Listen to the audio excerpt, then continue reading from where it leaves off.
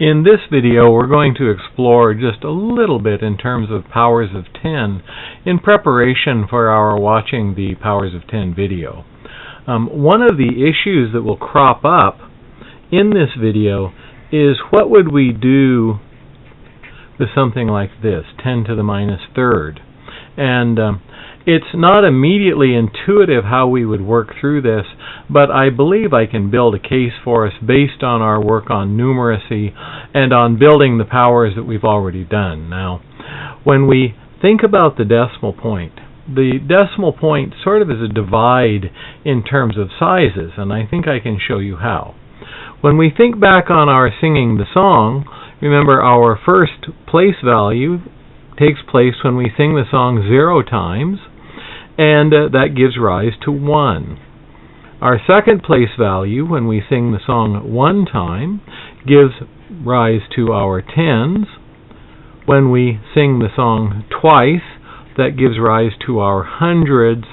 And then, of course, we put the comma to show that we're going to be repeating that visual again. So 10 to the third power, we now sing it to give us 1,000, and so on. So this continues, and we have a pretty straightforward story in terms of what happens. 10 to the third is 10 times larger than 10 to the second. 10 to the second is 10 times larger than 10 to the first. 10 to the first is 10 times larger than 10 to the 0, and so on.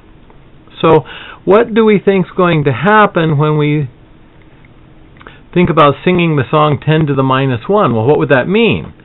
Well, maybe it means that we had been singing the song for a while and we just turned the music player up somewhere in that singing. So, yes, we only heard it starting at this point, but maybe we sang a few verses earlier. Well, what would this verse look like? Well, it would, the one thing we do know is that 10 to the 0 would be 10 times larger than what this is. So, turning that upside down, we would say that this is 1/10 as large as 10 to the 0. This doesn't make too big of a surprise for us, because 10 to the 0 is also 1/10 the size of 10 to the first. 10 to the first is 1/10 the size of 10 to the second, and so on. So you see, we can think about this going back and forth both ways. So in looking at our exponent and the relationship between the exponent and the powers of 10 and the place value, if we have something that is 10 to the minus 1, that's equal to 1/10. If we have something that's 10 to the minus 2, that would be 1/10 of 1/10, which is equal to 1 over 10 to the second power, or 1/100th. This goes along with our common sense understandings as well, because if we think about it in terms of money, if we have this is 10 cents, that's equal to 1/10 of a dollar.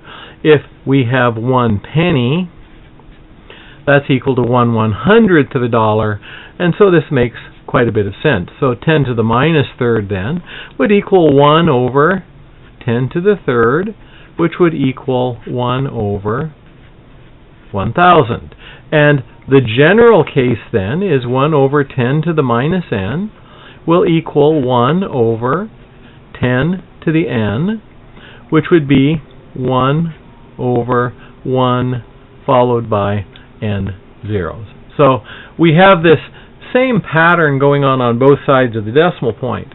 Hopefully this will help you when we watch the powers of 10 video, when we try to interpret just exactly what they're talking about when they say 10 to the minus 6th and 10 to the minus 7th and so on. 10 to the minus 7th, by the way, is pretty neat, as is 10 to the minus 14th, but you'll see that in the video.